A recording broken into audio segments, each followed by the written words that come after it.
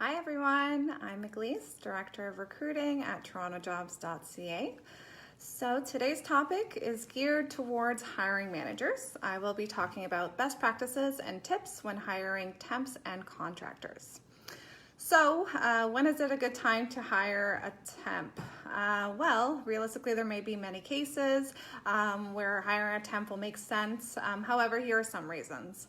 A backlog of work, relieving staff who are either overworked or have to jump on a special project, relief for vacation and leaves, seasonal work or peak seasons in your business.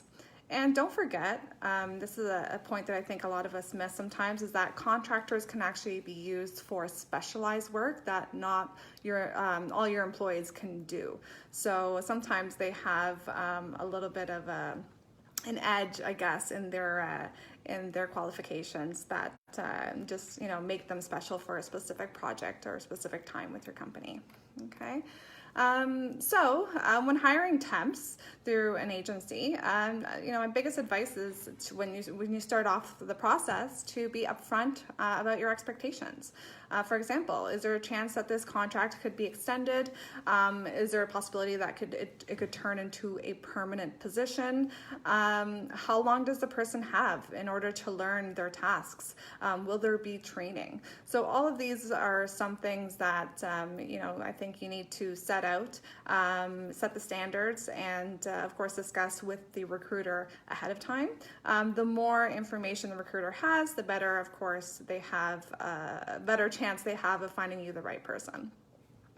All right, so also if you can avoid waiting till last minute, please do so.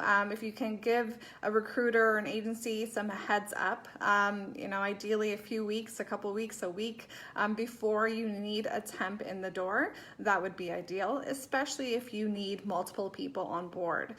If you know that there is a special project or it is busy season that's going to be coming up and you need a few more hands on deck, then reach out to them ahead of time.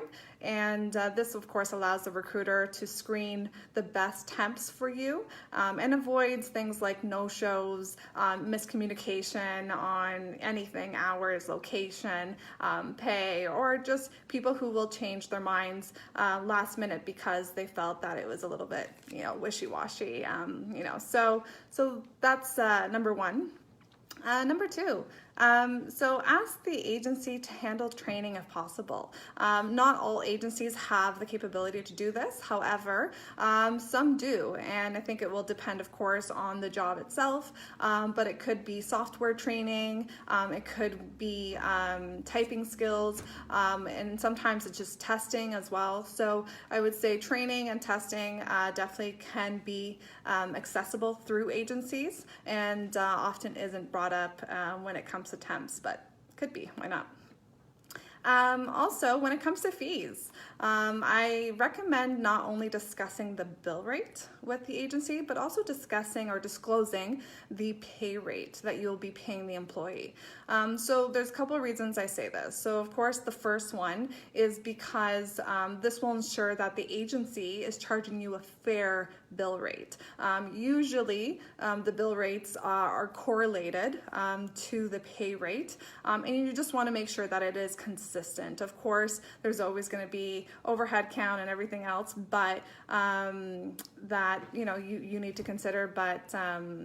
But yeah, that's, you want to make sure that you're talking both with them. And the second reason I say that is to avoid any discrepancies between the employee and what they get paid with the agency and perhaps what you will pay them if you actually bring them as a direct hire. I actually had a situation in my career where the agency was paying more than the employer wanted to pay if they took on this person permanently.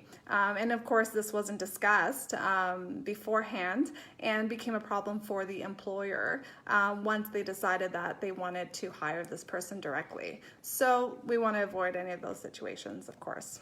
Okay. Also, I want to advise just to treat your temps as good as you treat your other employees. Many times temps do have the feedback that they feel irrelevant or that they're kind of just left in the corner and left to work by themselves. So keep in mind that not only permanent employees need to be motivated and will do a much better job when they feel they are valued.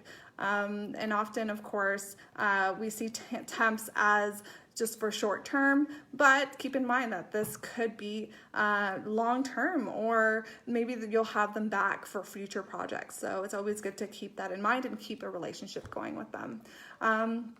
And lastly, I would say just to make sure you give feedback about the temp to the agency. We always want to hear about their work, of course, their interpersonal skills, and we want to know if they were really suited for that specific job. Maybe even if it didn't go well, we still want to know maybe they would be better for another type of job that could come to us down the road. So so moving forward, I guess let's just keep in mind that temp workers are always a good option in some situations, and working together with a temp agency can be pretty beneficial to everybody as well. And in situations like these that are in currently, it may not be a bad thing to think about as well.